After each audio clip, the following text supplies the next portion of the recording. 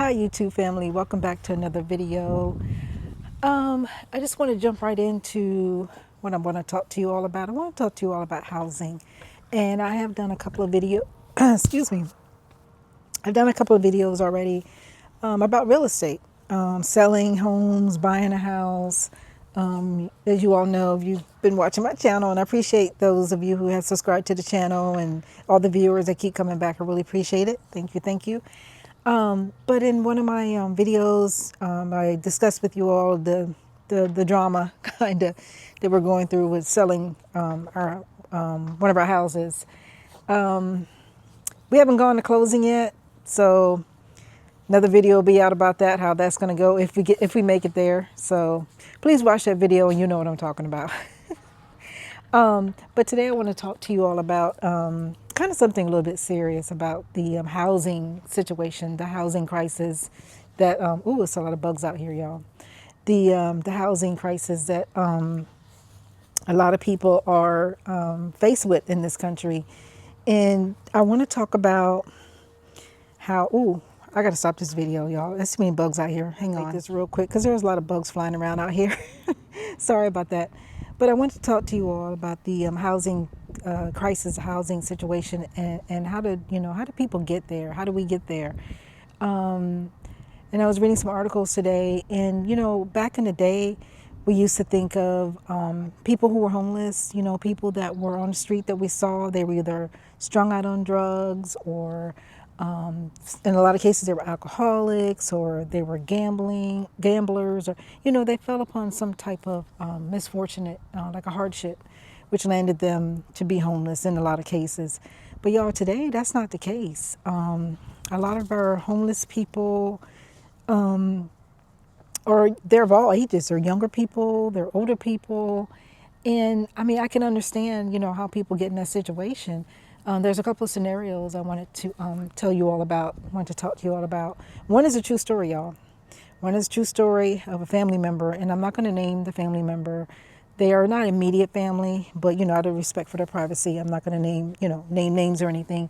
But this family member, I want to say they had purchased a mobile home, I would say about probably 30 years ago. They had been in this mobile home for 30 years plus, because I keep up with the years because I remember our daughters are the same age, and her daughter at the time was like in her 30s when this situation occurred. And there's nothing wrong with buying a mobile home. I'm all for it if that's what you can afford, and that's the only means you have at that time. I mean, I get it. It's no shade at mobile homeowners, no shade at all. But I don't know how much longer I'm going to last with these bugs. But the situation is, she purchased a mobile home, and what she did is she didn't purchase, but she rented a lot. Is that what you call like a lot? And to put a piece of land, in other words, to put her mobile home on, okay? So she had been doing this for years, and I didn't know it. I mean, I think I've gone to her house maybe one time over the 30 years. Again, it's not a close family member. So she had the mobile home, which she owned outright. I don't know how long it took her to pay it off, but she purchased a mobile home, did the financing, and it was paid for within X amount of years that she financed it for, right? And then the lot, she just kept paying rent on it. And so this is like 30 plus years, y'all, right? And so she did want to purchase the land, but the owner of the land did not want to sell it to her. He just said, hey, just keep paying your rent. I'm not going to raise your rent, yada, yada, yada. You're a good tenant, so forth and so forth. So she got comfortable, and she was like, oh, okay, cool. I just keep paying you the same rent, and that was all she had to pay. Her home was paid for, and all she had to pay was the lot rent. Okay. Fast forward, 30 years plus to her being on that lot, the owner of the land passed away. And I guess his children inherited the land, and they took over, and they gave her an ultimatum. They told her that she had to either move her mobile home off the land or, sell it back to them. But they were not interested in selling her the land. They didn't want to sell the land to her. So I don't know what plans they had for the land, but they would not sell it to her. So you can imagine how devastating that would be. She had been living there for 30 plus years. Her home was paid for. And I think she has some other outbuildings like sheds and things on the property. And she had to find somewhere, A, to either pick up and move her mobile home somewhere, or B, sell it. So she couldn't find anywhere else to take it, to move it, or either she couldn't find anywhere or she couldn't afford it. I'm not sure. But she had to end up selling the mobile home, at a loss. And if you all, I can do another video on this, but if you all don't know, mobile homes are depreciating assets. They don't appreciate in value, they depreciate. So I don't know what the dollar amount was that she sold it for, but, she sold it for, I'm pretty sure not what she paid for it. And so it was at a loss. So she had to end up selling the mobile home, and they gave her 30 days notice to do all this. So she had to sell the home, sell most of her contents that were in the house. She didn't have anywhere else to go. She didn't have an apartment. She couldn't afford to rent, y'all. And this is an individual, I think at the time this happened to her, she was like in her late 50s. She had been working all her life. I think she had at the time was working 2 jobs. And then that's sad. She's working 2 jobs. She couldn't afford to, number one, purchase a home. So that's why she was in a mobile home. And she couldn't afford to rent an apartment. So she's at a crossroads. It's like, what do you do? So, like I said, she ended up selling the home, selling most of her contents, and she had to move in with her daughter. And you all know how that can go when you move in with family members, especially your children. It just wasn't a good situation, but had it not been for her daughter taking her in, then she probably would have been on the street. Well, she had places to go. She had other relatives she could have moved in with, but that's a situation that could have gone left really, really quick. She could ended up on the streets. And that's how a lot of people end up on the streets, because they don't have family members to go to. They don't have anywhere else to go.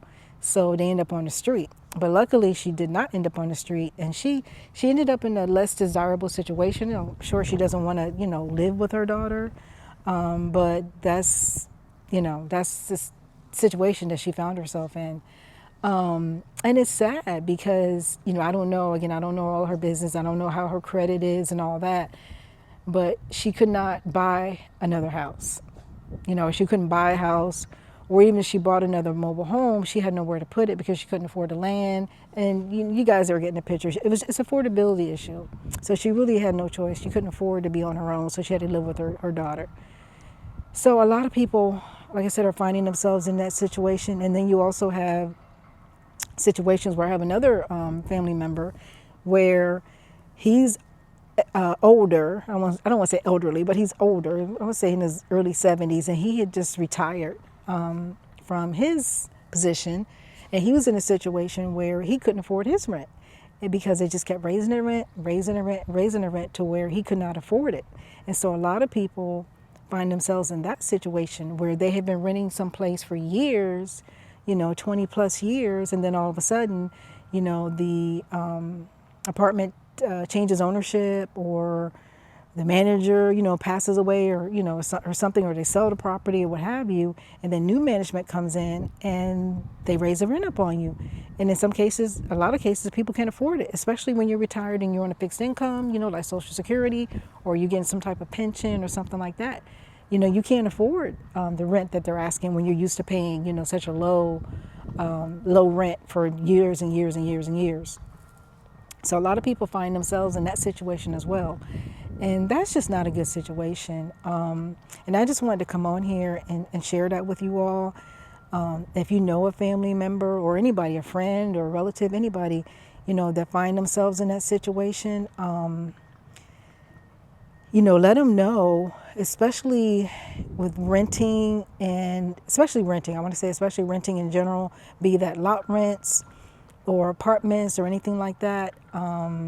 You got to be careful with that. I mean, it's okay to do that in the short term, until you can get upon your feet, or until you can find something better or more stable. But I would not rent long term. There's no way I would rent an apartment for 30 plus years, or rent a piece of land from somebody for 30 plus years. I just wouldn't do it. It's just not a good idea. if you can, try to secure some type of housing, y'all. Get a little tiny house, get a small house, something that's yours, and then get a little small piece of land or something and put it on, because that's going to appreciate in value, and that's going to benefit you in the long run. But paying rent, like I said, in the short term is okay, but paying it long term is just, in my opinion now, this is just my opinion, I don't think it's a good idea, because it can lead to homelessness in the long run. But that's what I wanted to get on here and talk to you all about briefly. I don't want to keep these videos too long, but I'm probably going to follow up and do like another segment to this. But I hope you guys enjoyed the video. I hope you learned something today. And please like and subscribe. And I'll see you guys in the next one. Bye.